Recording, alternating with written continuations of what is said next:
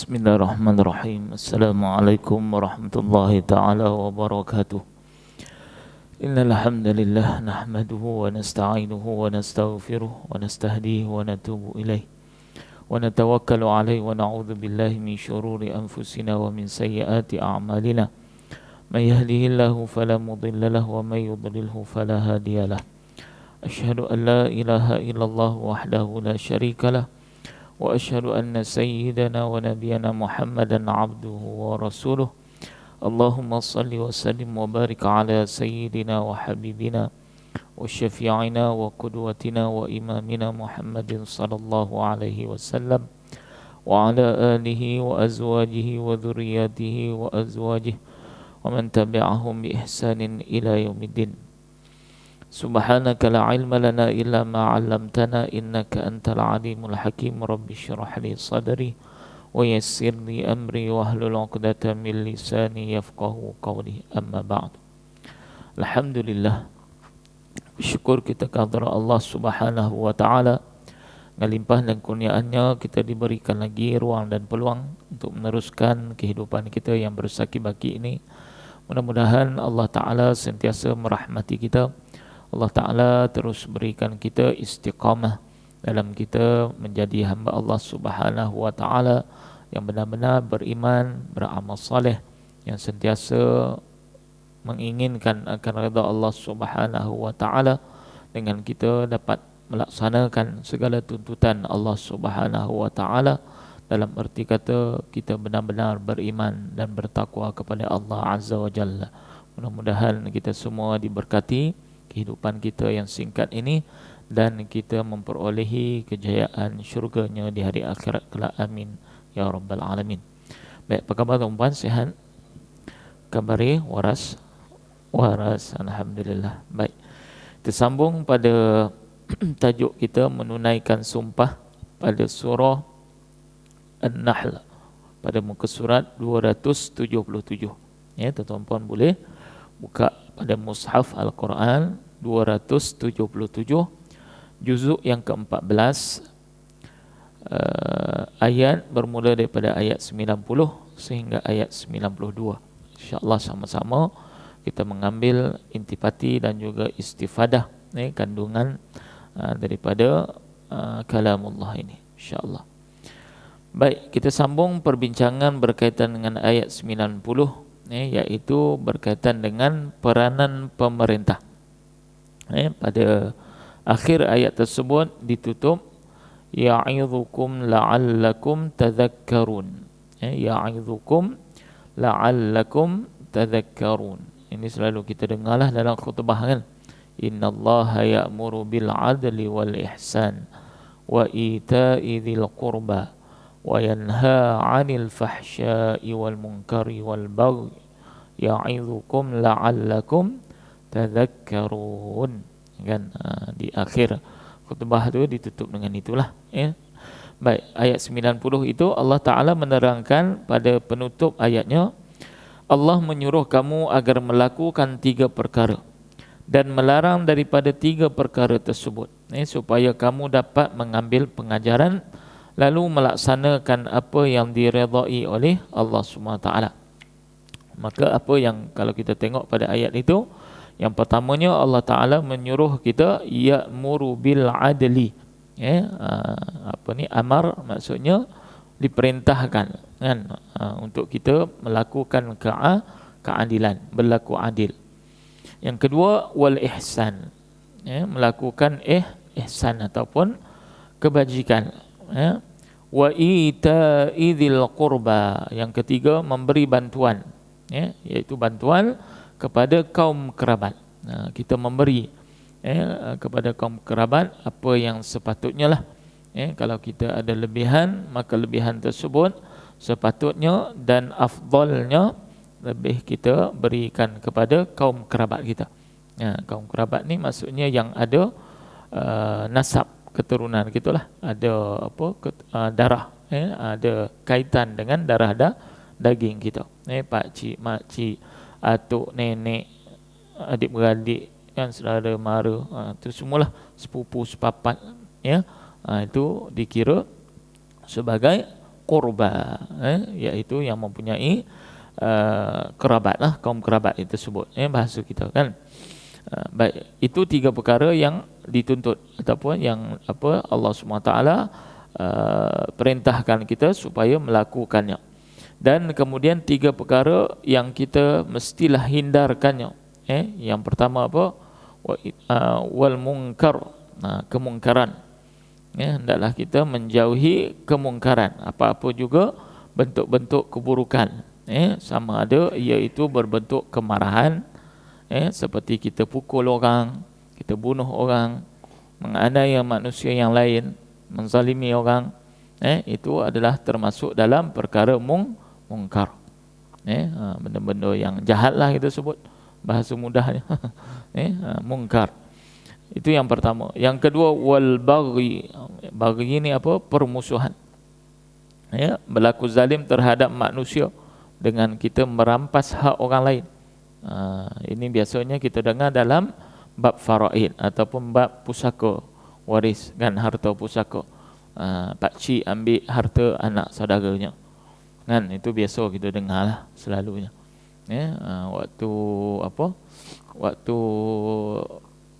Waktu lepas ketiadaan ibu dan ayah dan sebagainya, mungkin anak saudaranya tu masih kecil dan sebagainya, sepatutnya pakcik itulah yang menjaga, kan, pakcik menjaga anak buahnya. Tapi mungkin dia jaga tetapi dia memakan harta anak yatim. Ya'kulu amwalal yatama, kan, mereka memakan harta anak yatim. Boleh berbelanja tetapi tidaklah sampai, orang kata, boleh gunakan duit mereka anak yatim, tetapi tidak sampailah berboros, sampai beli harta sana beli harta sini, berfoya sana berfoya sini dan sebagainya lah.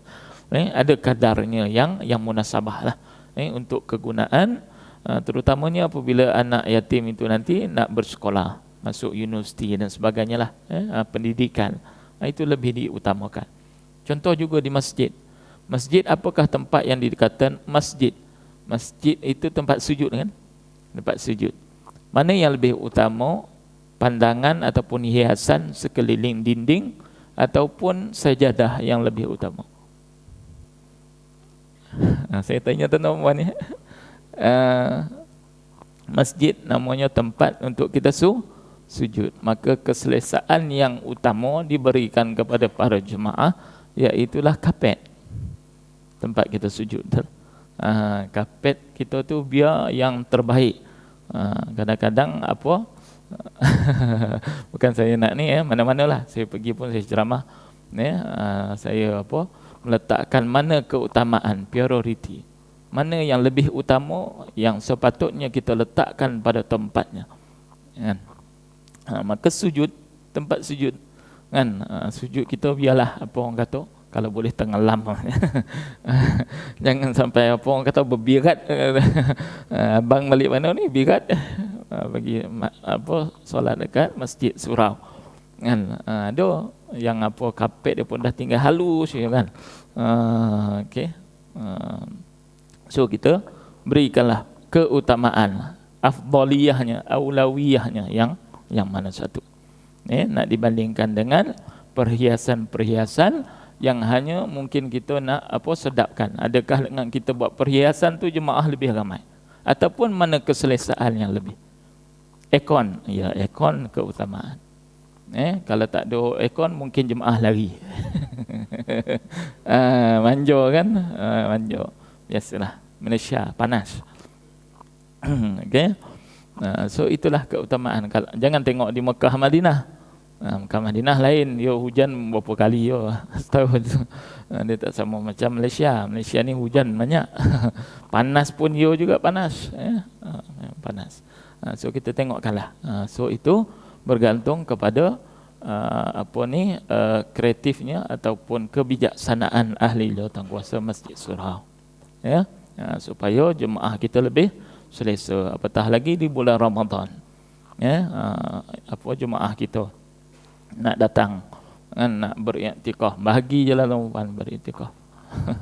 InsyaAllah, kan, mudah-mudahan dengan iktikaf itu makin kita mengimarahkan masjid dan surau. Mudah-mudahan barakahnya lebih lagi, InsyaAllah. Itu yang kita nak, ya. Jangan kita rasa kita di masjid ni kita nak orang yang datang tu macam kita. Agak-agak kalau orang tu datang pakai seluar pendek, agak-agak apa jawatan kosong nak beritahu. Maksudnya mungkin dia tak tahu, kan? Dia tak tahu ataupun dia dalam keadaan yang mungkin waktu tu terdesak dan sebagainya. So kita kena meraihkanlah, ahli jemaah kita, komuniti kita, masyarakat kita, ummah kita, supaya mereka ini dapat disantuni dengan cara yang terbaik, insya-Allah, ya. Baik, bukan dekat sini, itu dekat Afrika sana. Nurul Ikhlas, insya-Allah terbaik, insya-Allah. Baik. Kemudian yang ketiganya apa? Larangan Allah Subhanahu Wa Taala supaya memberikan pengajaran kepada kamu, ya'izukum wa'azun. Wa'azun ni pengajaran lah, supaya kita mengambil pengajaran daripada perkara-perkara yang mungkar tadi, kita elakkan, kita jauhkan, dan juga permusuhan-permusuhan, ya. Kita bukan nak lagi bertelagah berkaitan dengan perkara yang kecil. Sedangkan ahli qaryah kita ada lagi yang tak makan, ada lagi yang anak-anak mereka tak pergi sekolah, kan. Benda-benda lain banyak lagi yang perlu kita tengok kemaslahatan, itu yang perlu kita utamakan, ya. Ramai lagi orang yang susah, tuan-tuan. Biasa tu dia akan datang, ke mana lagi dia nak datang? Ke masjid lah, sebab dia tahu masjid ni dia kira macam baitul mal. Kecil kan. Mini baitul mal, kan? Dan ahli jawatan kuasa jangan kedekut lah. Tu bukan duit kita, bagi lah, mengikut kadar kemunasabahan lah. Kalau dia kata nak beli pampers, bagilah duit. Pampers pun sekarang mahal. RM30 dapatlah satu tu kan. RM30 tu kan. Nak beli susu, tengoklah apa kemunasabahan, nak beli minyak ke dan sebagainya, kan. Banyaklah saya tengok masjid surau ada gerobok, gerobok apa dia panggil, food bank tu kan. Gerobok apa dia bagi bantuan kan pada orang-orang yang susah tu. Tapi kadang-kadang kita pula ada pula yang ambil kesempatan. Itulah, manusia tu macam itulah, tuan-tuan, takkan semua sama. Kalau semua pemikirannya baik, alhamdulillah lah. Tenang hidup kita kan. Kan, tenang hidup kita, aman hidup kita kan. Tak payah buat tak payah buat grill, tak payah buat pagar. Kan? Tak payah buat alarm, tak payah buat CCTV kan. Kalau semua orang baik, mana ada kecurian, tak ada orang yang nak ambil kesempatan dan sebagainya. Tapi itulah ragam manusia yang kita perlu hadapi dan kita cuba tangani dengan sebaik yang mungkin, insya-Allah. Baik. Kemudian kita tengok pada peranan pemerintah.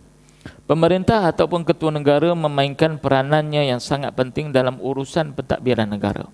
Terdapat banyak ayat Al-Quran yang menyebut tentang pemerintahan seperti khalifah, sultan dan sebagainya. Apa-apa sajalah, Perdana Menteri, menteri, wazir dan sebagainya lah, apa-apa istilah sekalipun lah, gubernur. Baik, firman Allah Subhanahu Wa Taala dalam surah Sad ayat 26, Allah Taala berfirman, a'udzubillahi minasyaitonirrajim, ya Dawud inna ja'alnaka khalifatan fil ardh fahkum bainan nasi bil haqq wa la tattabi'il hawa fayudillaka an sabilillah innal ladzina yadhilluna an sabilillahi lahum 'adzabun syadid bima nasu yaumal hisab. Maksudnya, wahai Daud, wahai Nabi Daud, sesungguhnya kami menjadikan kamu sebagai khalifah, yakni penguasa di atas muka bumi. Maka berilah keputusan perkara di antara manusia dengan adil. Maksudnya putuskan sesuatu itu dengan adil. Yang datang tadi, ibu memerlukan susu kepada anaknya, kita bagilah susu. Ada yang selalu datang ke masjid saya tu, Ustaz, saya nak makan sikit. Nak makan sikit, kita bagilah. Nak makan, kadar makan RM10, okeylah kot, dan sekali makan kan. RM20 pun okeylah kot, lebih baiklah. Ustaz, tayar pancit. Itu biasa. Macam-macam. Saya duduk masjid dah hampir Masjid Besi 7 tahun, masjid ni dah 3 tahun setengah, hampir 10 tahun, 11 tahun lah masuk. So macam-macam manusia yang saya jumpa. Ada yang betul, ada yang tak betul.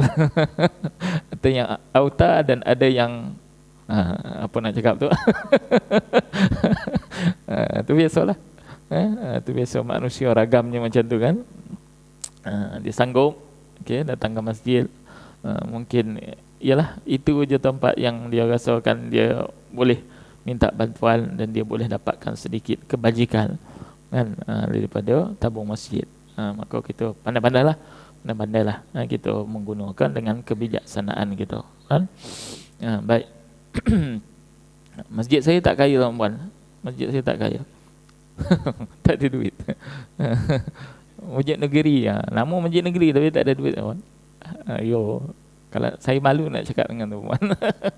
Tapi itulah, kami gunakan duit setiap sen yang kami dapat, maka kami kembalikan kepada orang yang berhak lah. Mudah-mudahan begitulah. Duit tak banyak, adalah dalam 20-30 ribu saja. Itu pun buat kuliah habis 15 ribu sebulan kan. Kan itu untuk kuliah saja kan, benda-benda yang lain kan.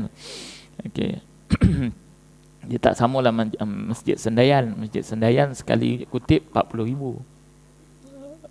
40 ribu kan. Itu lain lah. Itu lain dia punya. Tapi maintenance dia pun ratus ribu kan tak larat lah maintenance dia. Gitulah pula. Tengok pada masjid lah. Contohnya tuan-tuan perempuan ada 10 aircon. Adakah 10 aircon ni akan digunakan untuk semua jemaah yang datang 10 orang tapi 10 aircon dibuka? Tak munasabah lah kan. So kita buka lah yang sepatutnya supaya bil elektrik tidak melambung tinggi. Begitu. Nanti bendahari yang paling kepala. Kan kutipan tak ada tapi belanja lebih. Itu bahaya juga kan. So kita boleh tahulah congak-congak belanja bulanan kita berapa kan. Baik. Sama juga macam kita di rumah kan, sama je di masjid ke di mana sekalipun institusi yang kita takbir, yang kita uruskan sama saja. Perlukan kepada kebijaksanaan. Baik. Kemudian Allah SWT berfirman pada surah Sad ni ayat 26, maka berilah keputusan, putuskanlah di antara manusia dengan keadilan, dan janganlah kamu mengikut hawa nafsu, kerana ia akan menyesatkan kamu dari jalan Allah SWT. Kalau kita ikut hawa nafsu, maka hawa nafsu ini akan menjadikan kita buta daripada cahaya ataupun hidayah kita sebut. Sebab apa? Kita lebihkan hawa nafsu kita, kepentingan diri kita, apa-apa sajalah, kepentingan keluarga, kepentingan apa-apa saja. Maka dia akan menutup jalan-jalan hidayah ataupun jalan-jalan kebaikan. Sebab tu kita kena hindari daripada kita ikuti hawa nafsu kita. Kerana ia akan menyesatkan kamu dari jalan Allah SWT. Sesungguhnya orang-orang yang sesat dari jalan Allah akan mendapat azab yang amat berat kerana mereka melupakan hari perhitungan. Itu yang jadinya orang lupa diri. Sebab apa? Sebab tu tadi, dia ikut hawa nafsu. Hawa nafsu kita ni memang sentiasa memberontak ataupun sentiasa nakkan kepada kejahatan kan. Wa ma ubarri'u nafsi innan nafsala ammaratun bisu illa ma rahima rabbi. Awal juzuk yang ke-13 Allah Ta'ala berfirman, sesungguhnya nafsu kita ni, hawa nafsu kita ni sentiasa menuntut kepada amarah. Kita sebut nafsu amarah kan, nafsu yang membuat-buat, nafsu yang sentiasa tak dipuas-puaskan, susah nak dipuaskan. Sebab tu antara doa Nabi SAW ajar kepada kita, Allahumma inni a'udzubika min ilmin la yanfa' wa min qalbin la yakhsha' wa min nafsin la tashba'. Nafsu yang tak pernah kenyang. Nafsu kita ni tak pernah kenyang kan? Mana ada nafsu pernah kenyang? Nafsu kita ni sentiasa nak membuat itu hawa nafsu kita. Maka kita diajarkan supaya mohon perlindungan daripada Allah Ta'ala supaya kita dapat menjauhi ilmu yang tidak bermanfaat, hati yang tidak khusyuk, nafsu yang tak pernah kenyang, wa min nafsin la tashba' wa min da'watin la yustajabu laha, dan daripada doa yang tidak diterima di sisi Allah Ta'ala. So 4 perkara tu Banyak lagi lah doa-doa yang lain kan, yang kita boleh amalkan. Baik. Pemerintah mempunyai peranan ataupun tugas yang sangat penting dalam mentadbir negara. Kewajipan dan juga tugas penting pemimpin ataupun pemerintah iaitu mewujudkan negara sebagaimana yang dijelaskan oleh sejumlah besar ulama dan juga para pemikir Islam yang berkisar kepada dua perkara, iaitulah agama dan dunia. Kan? Sebab itu apabila sahabat-sahabat tanya Nabi SAW, bagaimana aku nak menguruskan tentang hal dunia? Okay? Lalu sabda Nabi SAW, antum a'lamu bi umuri dunyakum. Kamu lebih tahu tentang perkara dunia kamu, urusan-urusan dunia kamu.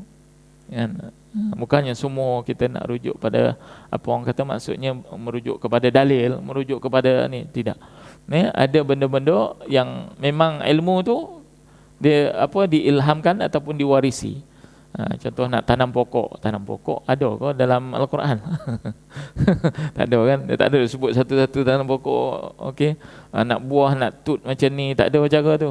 Tu kemahiran tu kena kan? Nabi Nabi Nuh alaihissalam buat bahtera, buat kapal kan, itu pun melalui wahyu ilham Allah SWT. Buat satu apa yang nak buat lah. So kita sampai kepada kita ilmu begitulah. Nak buat wiring, macam mana nak buat wiring ni, dia ada ilmu dia, kenalah belajar, saya pun tak tahu. Kan aircon ni berapa dia punya horsepower dia yang perlu, kalau besar ni square feet dia kan. So dia ada ilmu-ilmu tentang tu. Itu kita sebut sebagai mujarabah. Mujarabah ni maksudnya sesuatu benda yang melalui pengalaman. Itu kita sebut ubat ni mujarab ke tak mujarab kan? Itu bahasa Arab tu. Ubat ni mujarab ke tak mujarab?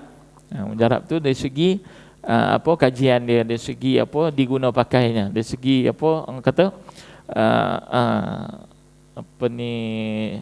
pengalaman lah, melalui pengalaman, khibrah itu tadi kan. So macam mana nak campur jadi selembu seladan yang bawa lembu macam tu kan.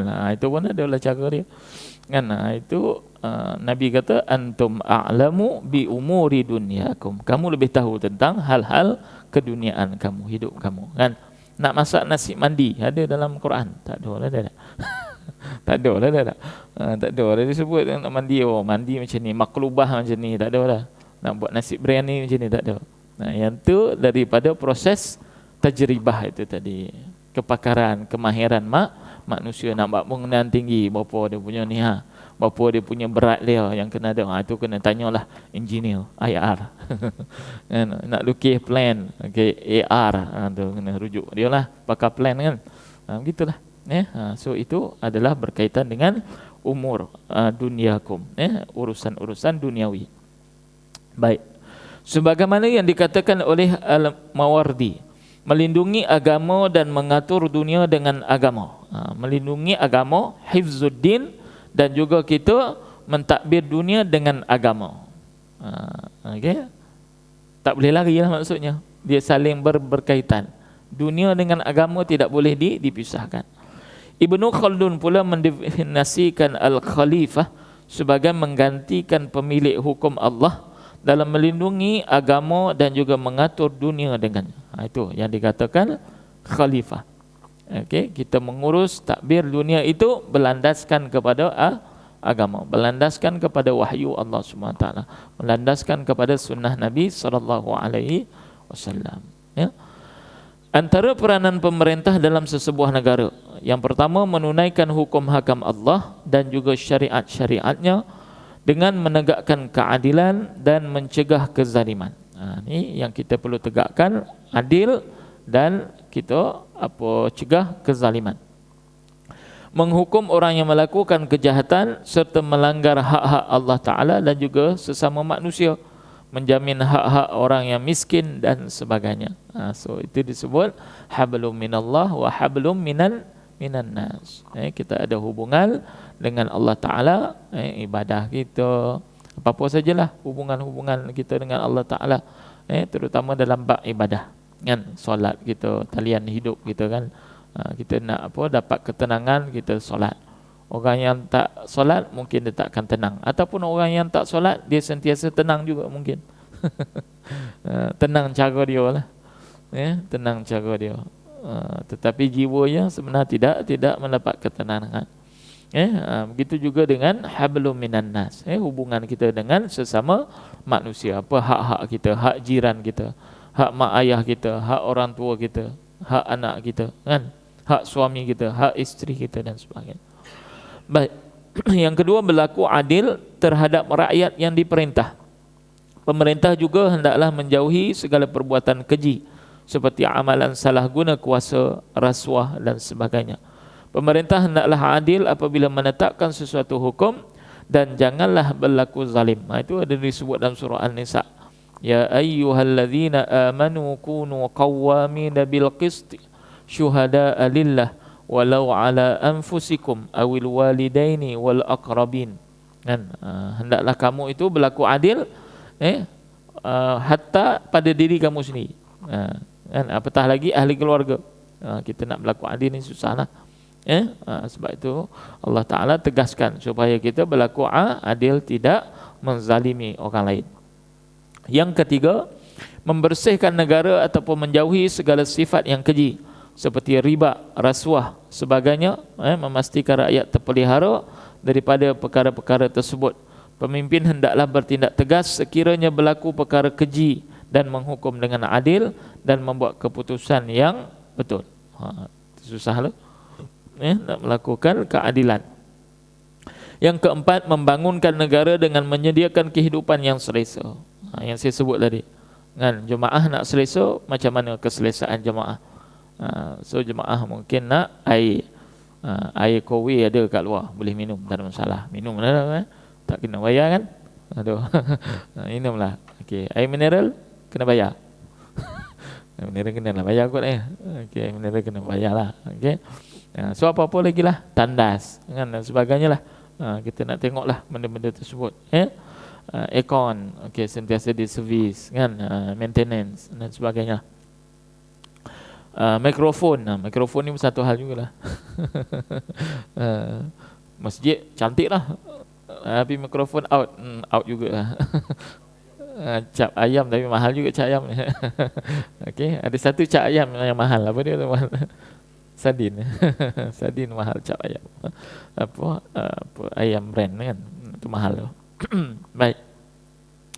Kemudian yang seterusnya, yang keenam adalah menjadi tanggungjawab pemerintah untuk menjamin keperluan asas. Keperluan asas lah. Sekolah, jalan raya, apa lagi ya? Macam-macam lah. Apa-apalah infrastruktur kemudahan yang diperlukan oleh rakyat ni, supaya rakyat ni rasa selesa. Kan, Malaysia ni alhamdulillah buat selesa lah. Kita rasa selesa lah nak dibandingkan dengan negara lain.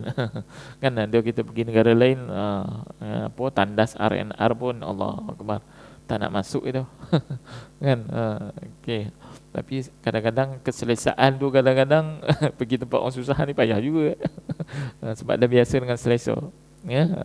Kita tahu ada negara yang lebih teruk daripada negara kita. Ramai orang nak datang ke negara kita cari makan, bekerja di sini, kan, kalau boleh nak hidup di sini, kan. Ada syekh saya, dia daripada Mesir, dia kata, syekh nak balik tak? Hidup Malaysia sedap dia. Kan, anak-anak pun semua sekolah sini, universiti sini, kan. Alhamdulillah, seronok dia dah.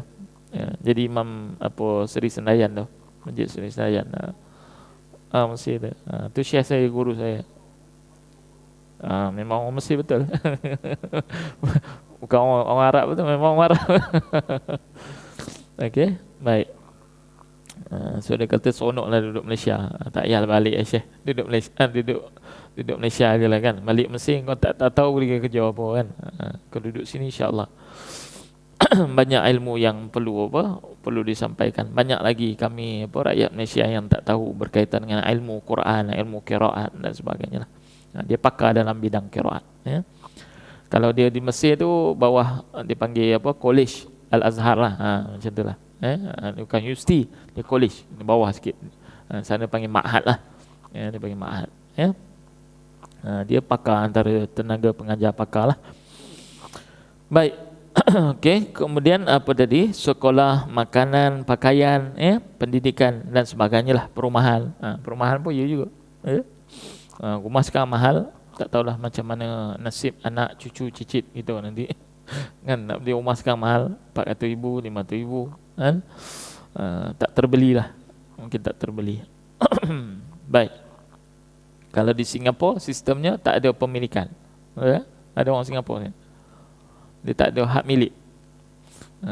Dia tak ada hak milik, tapi rumah disediakan. Dia macam quarters lah. Dia tak namalah quarters. Dia boleh duduk situ sampai dia meninggal. Dia meninggal je, anak dia tak boleh waris. Pandai-pandai lah anak dia cari yang mana-mana. Macam tu. Dia tak ada pemilikan. Hak milik tu tak ada.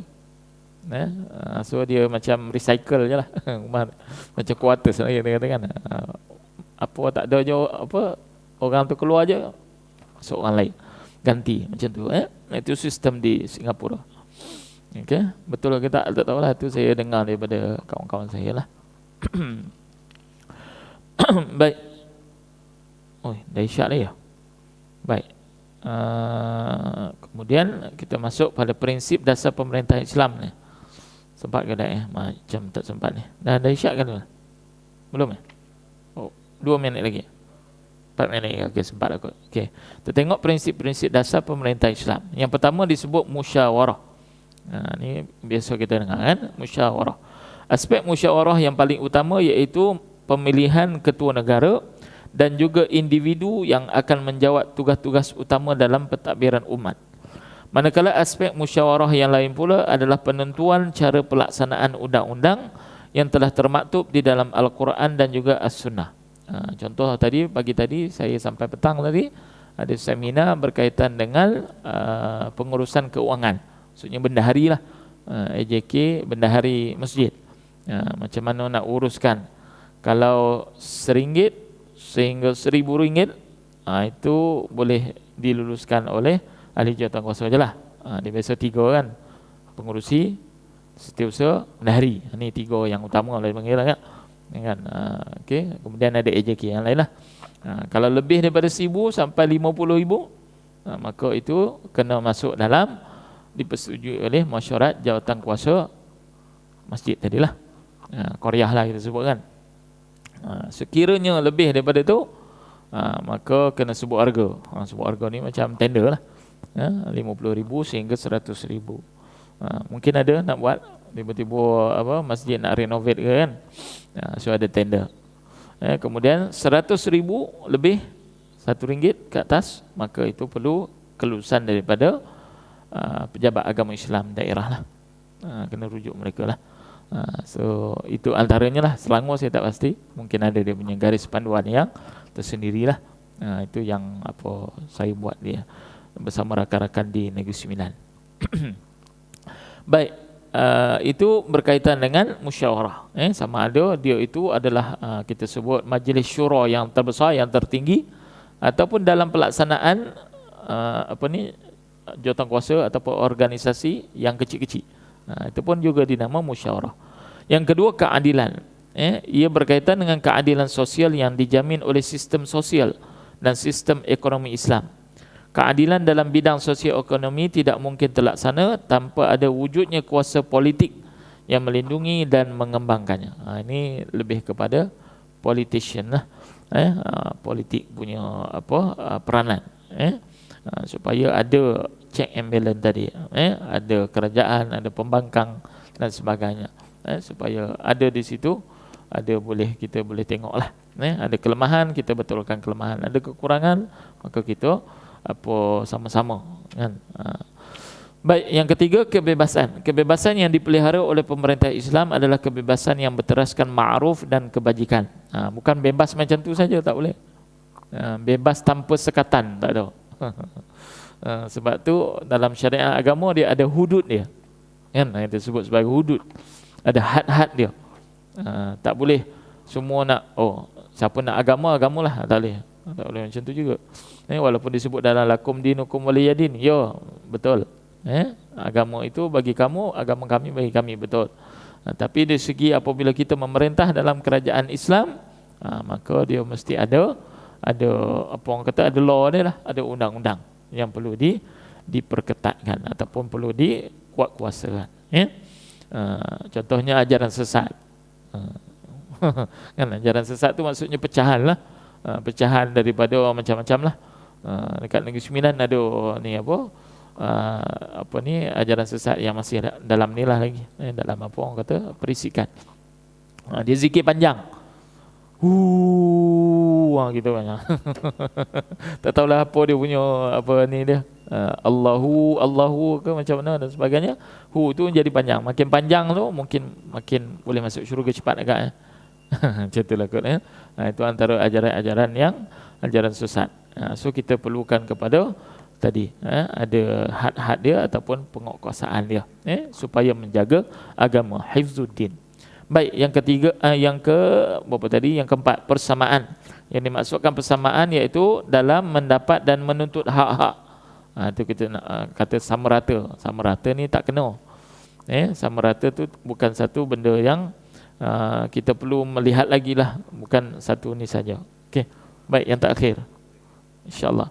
Baik, yang kelima, hak menghisap pemerintah. Apakah hak kita untuk menghisap pemerintah? Hak rakyat untuk menghisap pihak pemerintah dan hak mendapatkan penjelasan terhadap tindak tanduknya. Maka prinsip ini berdasarkan kewajipan pihak pemerintah untuk melakukan musyawarah dalam hal-hal yang berkaitan urusan pentadbiran negara dan juga pentadbiran umat. Hak rakyat untuk disyurakan iaitu kewajipan setiap anggota dalam masyarakat untuk menegakkan kebenaran dan menghapuskan kemungkaran. Firman Allah Subhanahu wa taala, wa idza tawalla sa'a fil ard liyufsida fiha wa yuhlikal hartha wan nasl wallahu la yuhibbul fasad. Dan apabila ia berpaling daripada kamu, maka dia berjalan di bumi untuk mengadakan kerosakan dan merosakkan segala tanam-tanaman dan binatang ternakan, dan Allah tidak menyukai akan kebinasaan. Itu apabila pemerintah zalim, pemerintah tidak meletakkan sesuatu pada tempatnya. Tidak adil lah maksudnya di situ.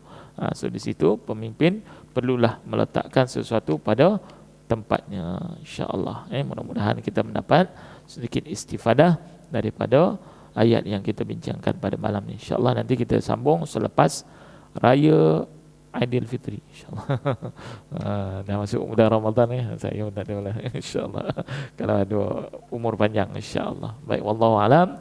Saya ucapkan selamat berpuasa, selamat menyambut Ramadan al-Mubarak pada minggu hadapan. Mudah-mudahan kita semua sentiasa dalam keberkatan dan juga rahmat Allah Subhanahu wa taala. Kita sudahi dengan tasbih kafarah dan suratul Asr. Bismillahirrahmanirrahim. Subhanakallahumma wa bihamdika asyhadu an la ilaha illa anta astaghfiruka wa atubu ilaik. Bismillahirrahmanirrahim. Wal 'asri innal insana lafi illa alladhina amanu wa 'amilus salihati. Wassalamu alaikum warahmatullahi wabarakatuh.